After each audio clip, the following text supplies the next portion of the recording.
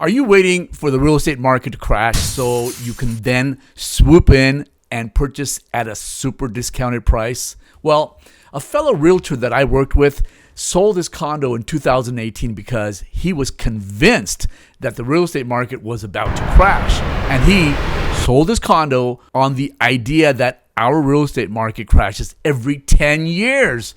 After the last crash of 2008, that's what a lot of people, including the media, kept repeating, that we will crash again in 10 years. It never happened. Markets don't simply crash because it is time to crash. The real estate market is not on a predetermined schedule to crash.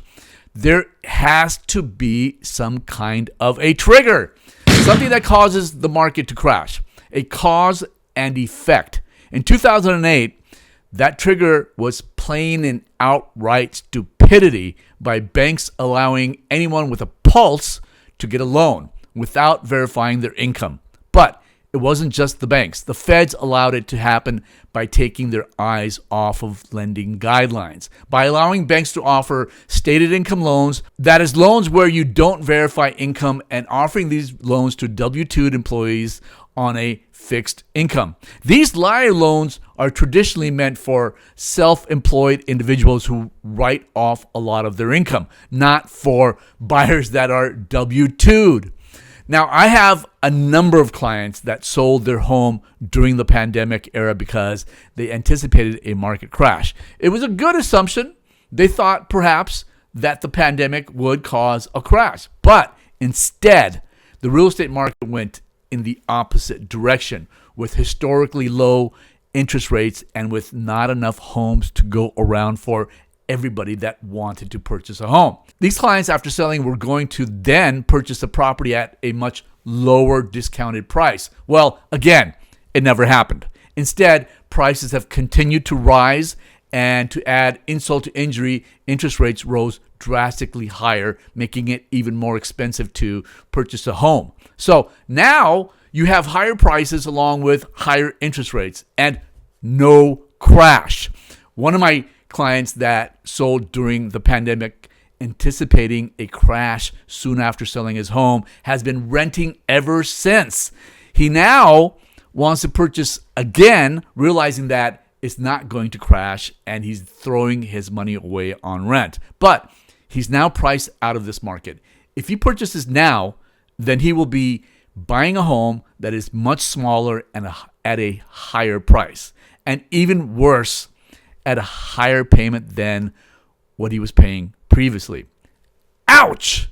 In the past 100 years, there have been 5 major crashes. The first was the Great Depression. We all know what happened back then.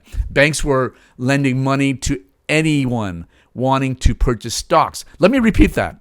Banks were giving money to individuals who didn't have the money to purchase stock of a particular company to begin with. The same type of exuberance as in 2008. There were no strict regulations on trading in the stock market at that time.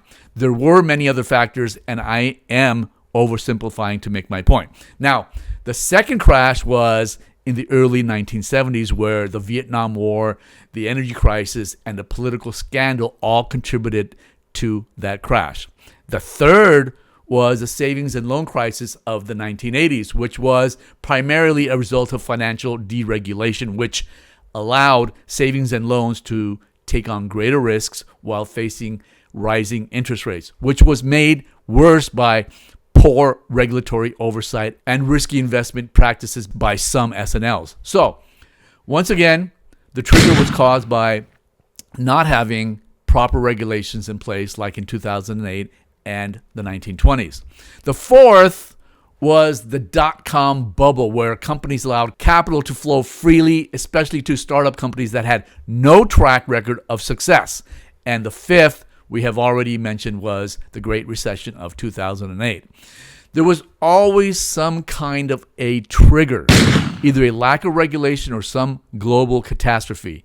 It is very difficult to predict a crash. It's like trying to catch a falling knife, because there is a good possibility that you might get hurt.